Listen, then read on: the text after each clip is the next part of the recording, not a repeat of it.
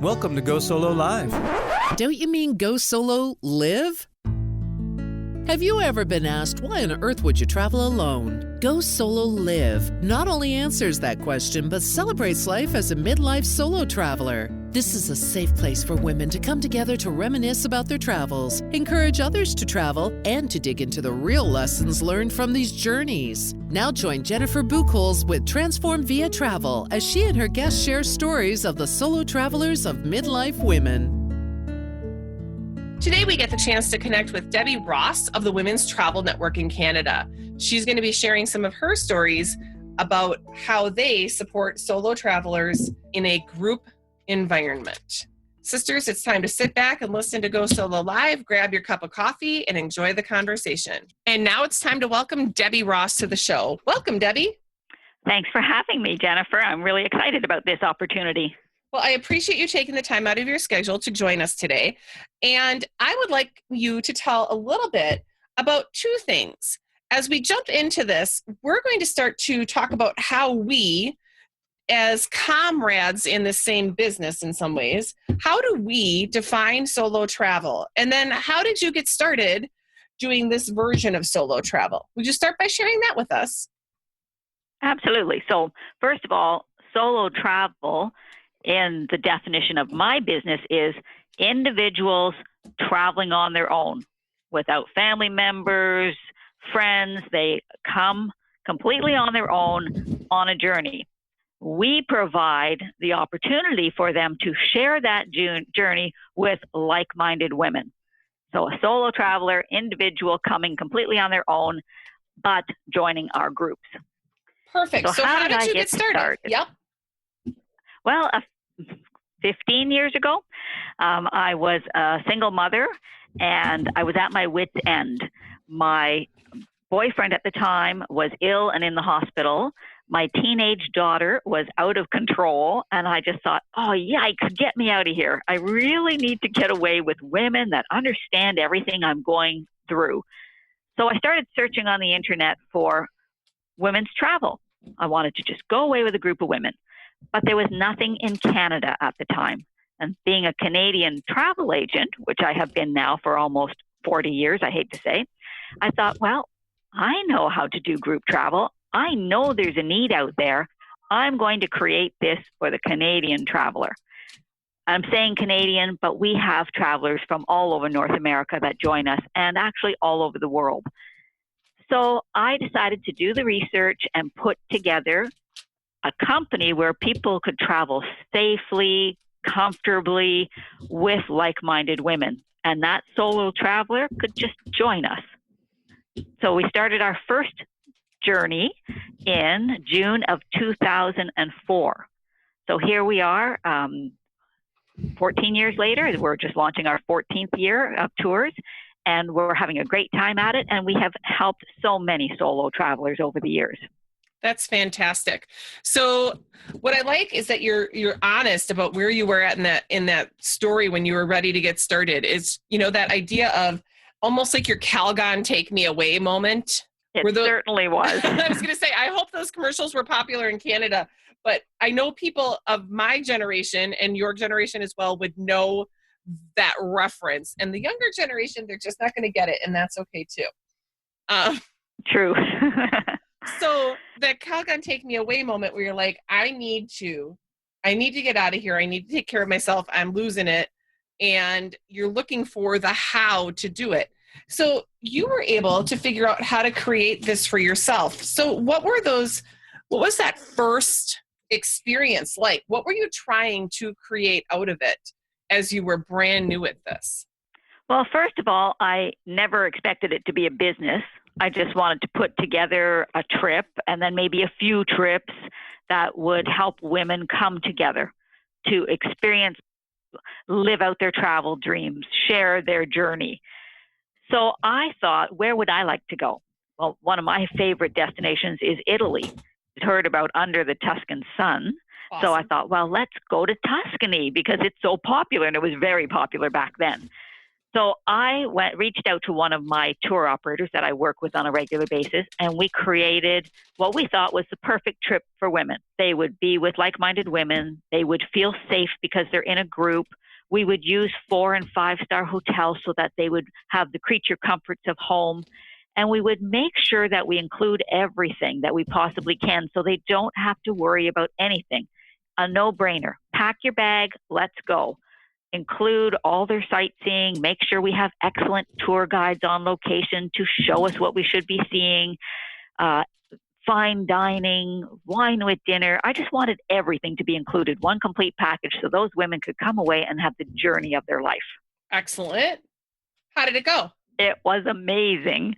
We did it in June of 2004, as I said, Tuscany and Florence.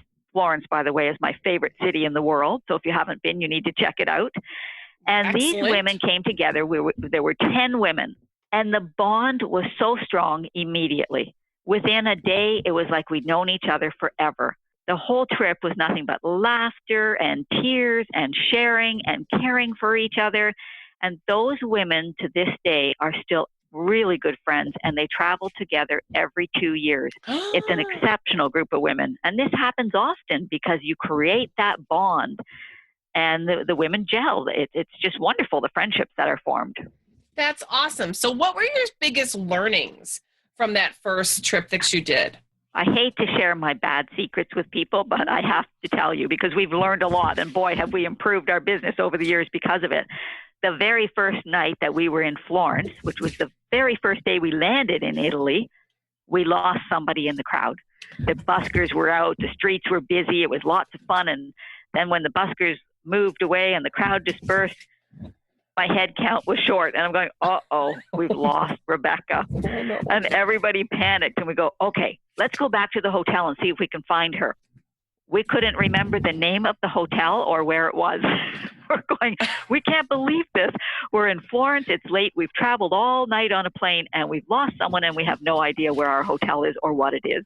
So that was a really big lesson learned right there. From now on, we always hand out business cards and say, here, know where you live so that you can find your way home. That's also, let's be real, even though the internet did exist back in 2004, it certainly wasn't what you would find now. And how, again, I still love that those of us who grew up without technology understand the benefits of what technology brings and also the drawbacks, because I still don't trust necessarily that my phone will always be charged. That's right. Or it might not work for some reason, or you might not get Wi-Fi.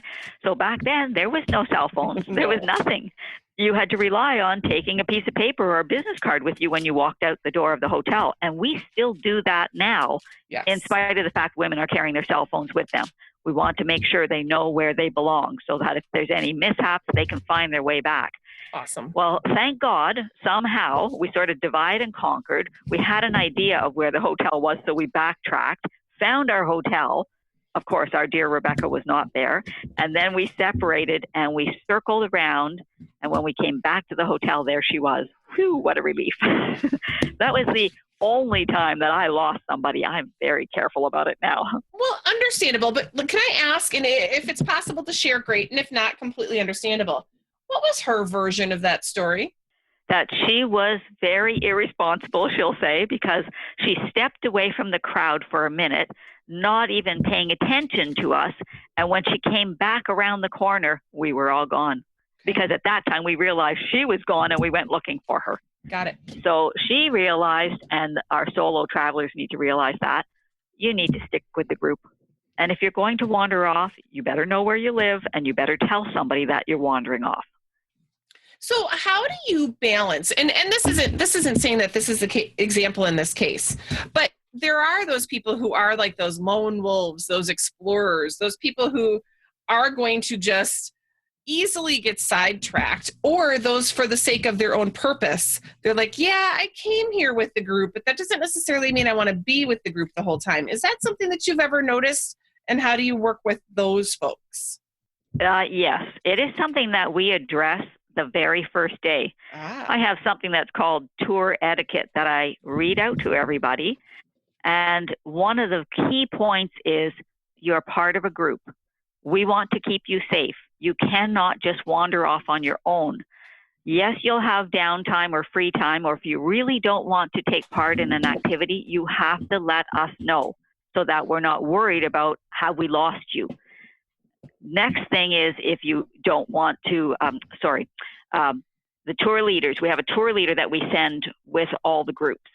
The tour leader's responsibility is to always keep their eye on the group, keep track of people. So usually I will be at the rear of the group as we're walking through the towns and counting and watching everybody to make sure nobody ducks into a store and gets lost. And so I'm always at the back making sure I have all of my, they call me Mother Hen, all of my chicks in front of me. Well, I bet and then we have the tour guide up front. Yeah.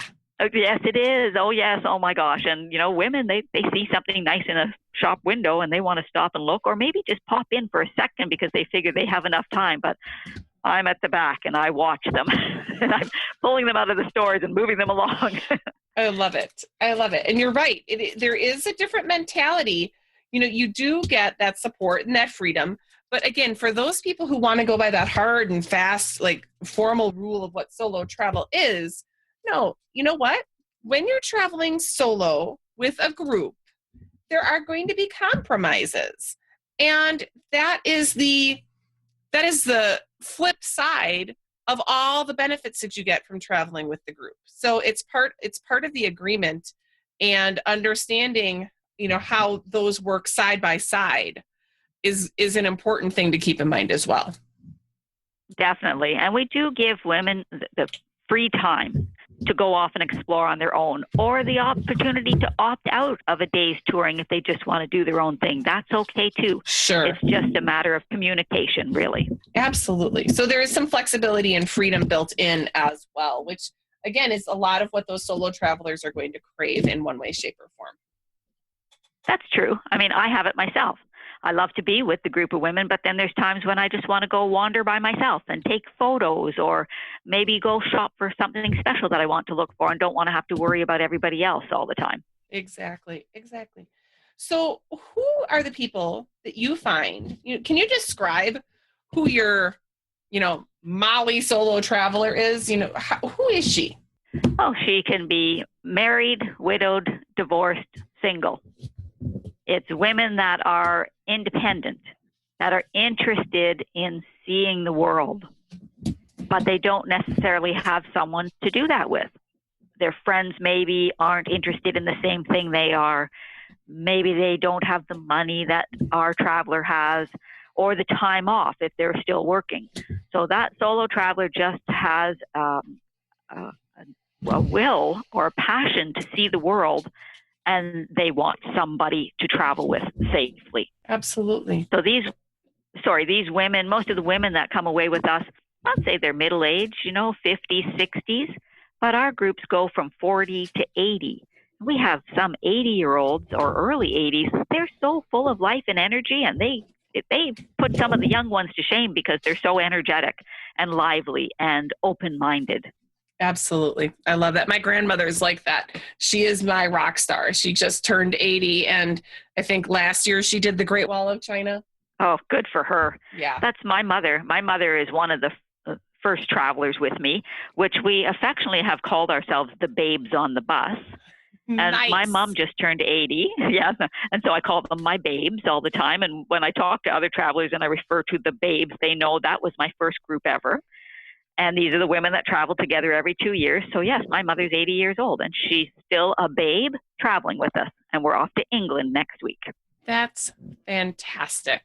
So what would you say are the biggest challenges that the solo travelers are facing, either before they decide to book with you, or, as it relates to not necessarily the interpersonal side of being in the community, but stuff that they might be working on? Like, what are you noticing challenges that you're seeing as people are maybe using solo travel for personal growth or therapy even? Therapy, yes, all the time, especially widows or divorced. Yeah. Their life has been turned upside down. It's changed. It's not as they know it anymore. So they still want to live. They still want to get out there, but they have a great fear of doing that. taking that first step on their own with a bunch of strangers. But women are such nurturers that when they're together and they know, oh, we have a new widow here, they take them under their wing to make sure they feel safe and comfortable and that they're having a good time. And the other widows will be drawn to them. Sure. And they'll share their stories. And it is so nurturing. And you can see the transformation in the women as the trip goes on. It sounds like there's some very strong healing power that can happen in those situations. Definitely. And it's not just the widows and the divorcees. It's people that might be having family issues or children issues, because the women share. When they're sitting having dinner and drinking a glass of wine, they share their life story and they help each other. Absolutely. So we've talked about this as solo travel. And solo travel can be with a group. It's really just one of the things that I talk about is that you're not taking your friends, because when you take your friends, oftentimes because of that nurturing nature of us, we want to take care of those other folks. And sometimes that eliminates some of our ability to take care of ourselves, because in that nurturing manner, we're putting others first. How have you experienced, do you see any people coming with friends, and how does that dynamic interact with this group of mostly solo women? When I see people with friends or a family member, they go off on their own more. They have a slight disconnect with the group. Not always, but often I see it. It's because they're friends and they want to go and hang out together, or they feel like they have a responsibility to always be with their friend. Mm-hmm. And I always encourage them, you don't have to be together 24/7. Mix up. Meet the other group members. Do things with the other group members. You don't have to stay with your friend all the time. So we do try to encourage that, but they feel a responsibility to each other, or they're girlfriends and they just want to hang out together. So it can be a disconnect, but that's our job to try to not have that happen and make sure that they're included as the group.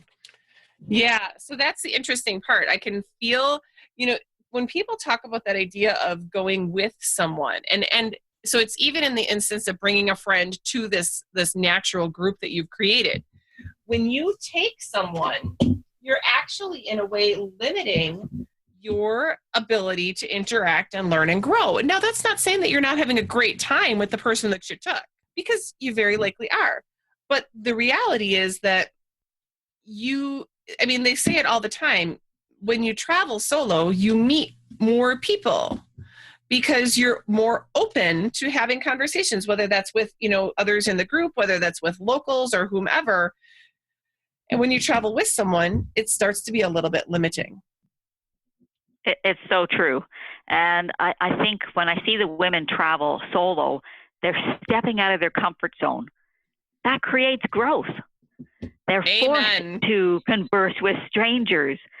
That creates new friendships. So we really do encourage them, solo travelers, to really mix in and get to know everybody in the group. Mix around on the bus so you're chatting with different people. And definitely the ones that are with their friends, separate. Don't always sit together. Do things differently. Stand up and be your own person and not worry about the other person. Yep. And I really appreciate that that's something that you guys, put as part of how you facilitate that group trip experience, because it really is better for everyone to have that opportunity. And I might step out on a ledge on this comment a little bit. You probably would find that if there's two friends who've decided to go on a trip with your organization, that one might have a little bit of that solo travel bug a bit more than the other. And I bet that one person would really enjoy the ability to interact with this new group of people. But because they feel that sense of obligation and kinship to their friend, they're choosing not to. Yes, I've seen that happen many times, because there's always a more dominant friend, more outspoken, more outgoing, and they nurture and take care of the other person. So they always they have a responsibility to them to make sure that they're not alone, they're enjoying themselves, is everything okay? Whereas sometimes they just want to say, you know what, I'm going out on my own today, or I'm going with Mary for a walk. And sometimes they have a hard time doing that. And I feel bad for them because they're not having the full experience that they should be. Right. And again, then we concern ourselves with how is what we are doing creating an impact on another person's experience. And while it is considerate to be aware of that, the degree to which we allow that to influence our behavior is something to be aware of, because, the idea of travel, it's supposed to be mind and world expanding. And if we go into a travel situation with all these amazing new things around us, and then we start putting limits on ourselves just in this one very act, it's a little bit, it's not fulfilling that whole purpose of travel. It's still meeting that need for that person, very likely, but they'll never know what they've missed. That's true. And so I'll always encourage people to step out of that comfort zone and try it on their own. Mm-hmm. And often I'll speak to people and they'll hear about my group travel and they go, oh, but I don't have a friend to travel with. Great. Even better. That's why you should be coming with us. Exactly. That's why we've created this, so that you can just pack your bag and come away and have fun and experience you. And what I see with women, because women are nurturers, their wife, their mother, they're an employee. When they come away on a trip like this solo, they grow, they become the person they used to be. They tap into who they were and deep down inside, and they become that young person again, just carefree, having a wonderful time, enjoying all the new experiences instead of being the wife, mother, or employee. I love that. That's actually one of my standard talks that I give to groups of women, is about rediscovering yourself. And I make them go back to times on the playground and really think about, like, what did you actually want to do on the playground? And now, as all of your societal roles and rules have, boxed you in, what have you given up because it's outside of that box? And how can travel, reignite some of that in you? So goodness, you and I are completely aligned philosophically on this. We certainly try to find little adventures that women can experience it. I can remember in Florence a couple of years ago, on my first trip with the babes on the bus. Yes. We were in Florence and there's a merry-go-round. And I said, let's go on the merry-go-round. And they all kind of looked at each other because it was still new. They hadn't done anything like this before. And I said, come on, girls, on the merry-go-round. And so everybody got on the merry-go-round. Well, within 5 minutes, you saw a bunch of kids on the merry-go-round. They had the time of their life. Yep. So on their 10-year reunion, they were back in Florence. What was the first thing they wanted to do? Go on the merry-go-round. It's wonderful. Well, you get to embrace that carefree, childlike experience. And I think we appreciate it more given, the life that we're probably going back to once the trip has ended. And so it just provides that idea of complete freedom. And I love that you encourage that spirit as well. Yes, always.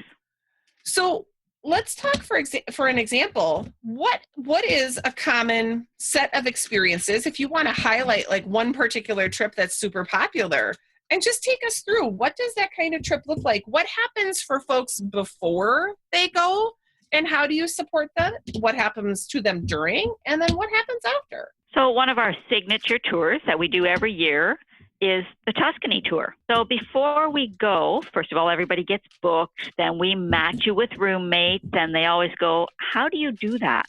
Well, we ask a lot of questions. Do you snore? Are you a light sleeper? Are you a grandmother? Do you have children? We just try to find common bonds as we match those roommates.